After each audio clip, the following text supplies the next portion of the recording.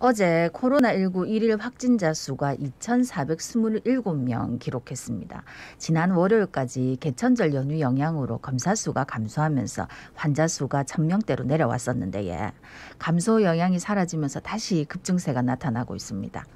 요새 날씨도 좋고 또 가을 나들이 계획하시는 분도 계실 끼고 부산에서는 대규모 행사인 부산국제영화제도 진행되고 있지. 부산의 상황, 이 안정세를 유지할 수 있을지 이야기 한번 나눠보겠습니다. 예, 대한가정의학회 코로나19 비상대책위원 동아대학교병원 한성호 교수 전화 연결돼 있습니다. 교수님 안녕하십니까? 안녕하십니까? 예, 안녕하십니까? 자, 어제 부산의 코로나19 신규 확진자 35명, 상황부터 진단해 주실까요? 예, 부산은 계속 그 50명대 이하를 계속 유지를 하고 있는데요. 일단 해운대구의 한 초등학교에서 증상 있던 학생과 가족 때문에 270명을 전수조사를 했더니 학생 4명과 가족 4명 등 확진자 8명이 나왔습니다. 사하구 음식점은 종사자 1명이 추가로 확진돼서 누적 환자는 6명, 강서구 어린이집도 1명이 더 양성이 돼서 10명이 감염되었습니다. 현재 확진자는 504명이고 위중증자는 12명이고요. 백신 완료자는 전 인구 대상으로는 77%, 다행스러운 거는 18세 이상 성인으로 봤을 때 88.7%니까 이제 곧 90% 이상의 그 부산 시민이 접종을 완료할 것 같습니다. 접종 완료자는 56.5%입니다. 제가 한 가지 좀 여담인데 여쭤봐도 될까요? 그러니까 초등학교 그 해당 초등학교의 밀접 접촉자로 아이가 그 분류가 돼가지고 자가격리를 해야 되는데 그 아이의 부모님들은 백신을 2차까지 맞고 나서 14일이 지났어요. 그래가지고 자가격리 대상이 아니다라고 말씀을 하시더라고요. 그게 가능한 겁니까? 지금은? 이게 맞습니다. 원래 자가격리의 기준이 밀접 접촉을 했더라도 정상이었거나 불편하지 않으면 능동적 자가격리는 하지는 않습니다. 그렇기 때문에 일종의 보면 백신 인센티브라고도 볼 수도 있죠. 그런데 이제 이런 부분은 지금의 경우는 굉장히 조금 세분화돼서 접근하지 않는 부분이 있어서 그런 부분은 조금 아쉬운 부분이 있습니다. 왜 그러냐면 이 만약에 학생이 확진자일 경우에 그럴 때는 백신을 완료했더라도 밀접하게 생활할 수밖에 없는 구조지 않습니까? 그런 경우에는 돌파 감염의 가능성도 있기 때문에 이런 상황들을 잘 고려해서 조금은 세밀하게 어떤 자가격리의 기준을 만드는 것이 필요하다고 생각이 됩니다. 뭐 여담이지만 그 학생은 음성이 일단 나왔거든요. 그래서 밀접 접촉자인데 그러니까 아이를 케어해야 되는 부모님들이 백신을 맞았는데 그래도 일상생활을 할 수 있다는 게 굉장히 큰 인센티브가 아닌가 싶어가지고 그 점을 한번 여쭤봤습니다. 맞습니다. 공식적인 그 기준입니다. 그러니까 방금 이제 말씀하셨듯이 아이가 음성이 나왔고 밀접 접촉자이기 때문에 이제 부모가 14일 지났으니까 백신 완료한지 그게 가능한데 조금 더 세밀하게 할 필요는 있다. 이렇게 정리를 하면 되겠네요. 맞습니다. 그렇습니다. 어쨌든 부산이 지금 좀 안정세인 거는 같은데 조금 걱정이 되는 게 우리 여름에도 좀 괜찮아졌다가 피서철이라서 조금 이제 늘어났었다 아닙니까? 지금 또 가을 행락철 나들이객들 많이 오시지 않을까? 축제 즐기러 많이 오시지 않을까? 이거 좀 걱정되는데 어떻게 보십니까? 맞습니다.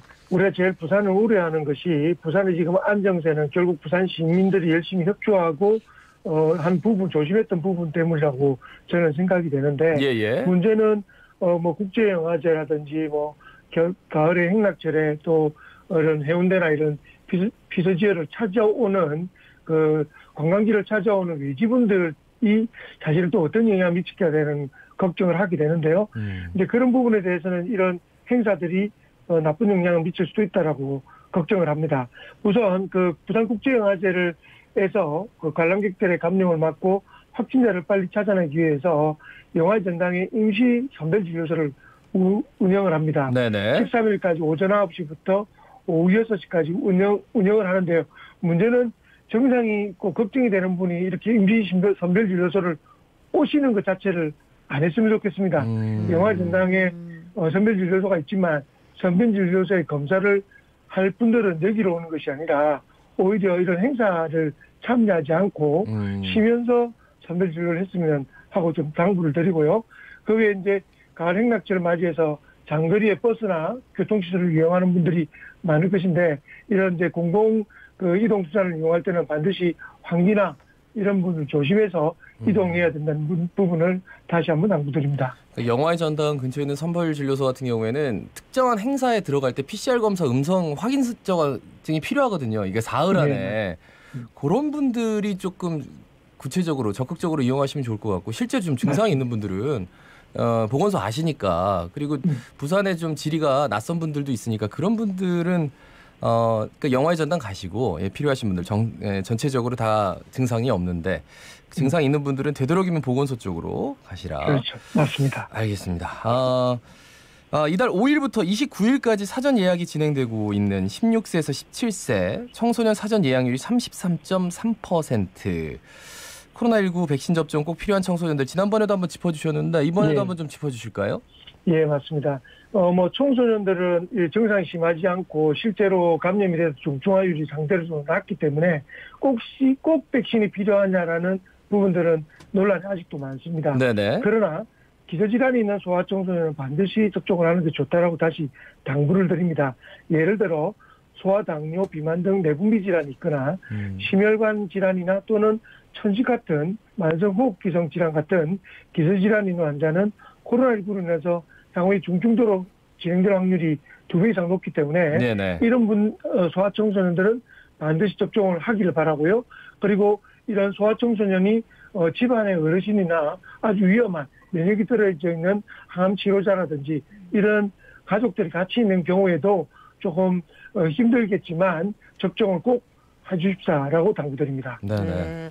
그리고 또 이제 부산시 교육청에서 12월까지 3개월간 학교 안에 코로나19 감염 확산 방지하기 위해서 기숙사 입소 학교 중심으로 코로나19 선제적 진단 검사를 실시한다 하는데 어떤 내용입니까? 예, 이 부분은 굉장히 또 중요한 그 정책을 시행하는 것 같은데요. 네. 이제 9월 전면 등교를 확대하기 위해서는 특히 문제가 그 학교 내에 기숙사를 운영하는 학교들은 기숙사에 밀접하게 접촉하는 환경 때문에 코로나 확진자가 만약에 같이 입시를 하게 되면 예. 굉장히 확산되는 우려 때문에 이 정책을 실시합니다. 1인 1실에 3명 이상 또는 150명 이상 입소하고 있는 학교에 대해서 선제적 그 진단검사인 PCR을 실시 예정인데요. 11기교 학생 및 교직원 2,000여 명이 대상입니다. 이 중에서 이제 회사고등학교하고 부일 외국어 고등학교는 8일날 검사를 시행하게 되고요.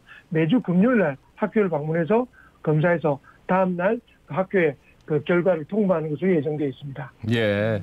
아스트라제네카가 세계 최초로 코로나19 장기 항체 치료제에 대한 긴급 사용 승인을 FDA, 그러니까 미국 식품의약국 안전청 여기에 신청을 했는데 항체 치료제라는 게 항체가 붙어가지고 이게 치료제를 어느 정도로 보면 될까요? 치료제가 나왔다라고 얘기하기는 좀 성급한 것 같기도 하고 예. 어떻게 보세요?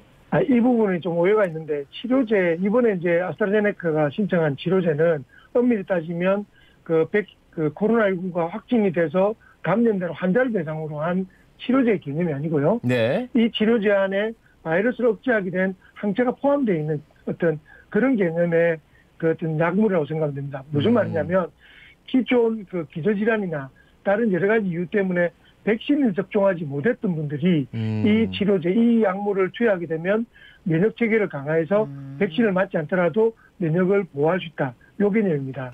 그래서 이제 그런 개념이라서 좀 다 우리가 흔히 말하는 환자를 위한 치료제 개념하고 좀 다릅니다.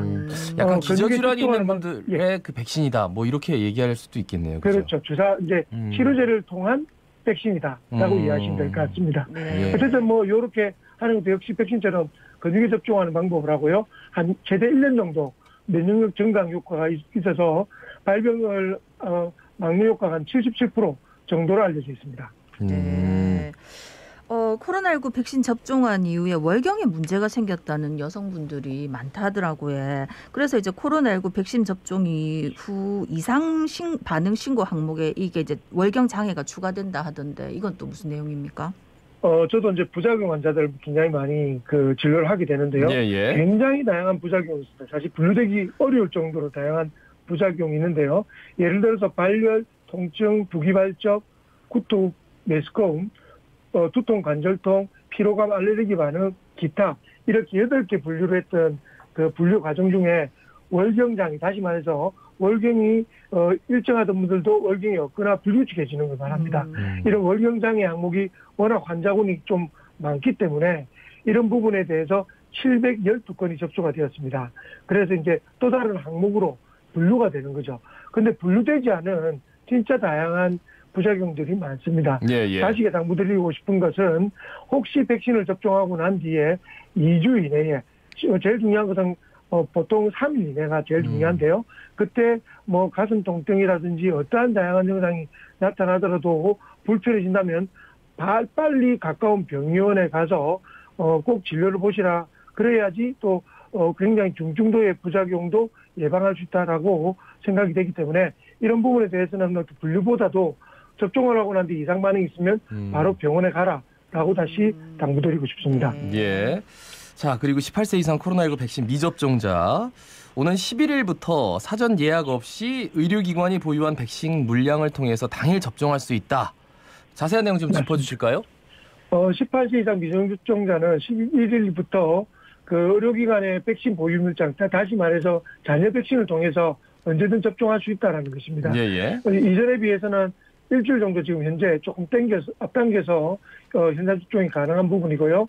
이런 부분을 잘 이용한다면 지금 이제 성인 18세 이상의 그 접종률을 90% 이상 앞당기는 것도 훨씬 더 앞당겨질 것 같고 마음 같아서는 100% 가까운 그런 접종률을 저희가 이뤘으면 좋겠다는 기만을 가지고 옵니다. 네. 한때 진짜 잔여 백신 하나 잡으려면 정말 엄청난 경쟁을 했어야 되는데 예.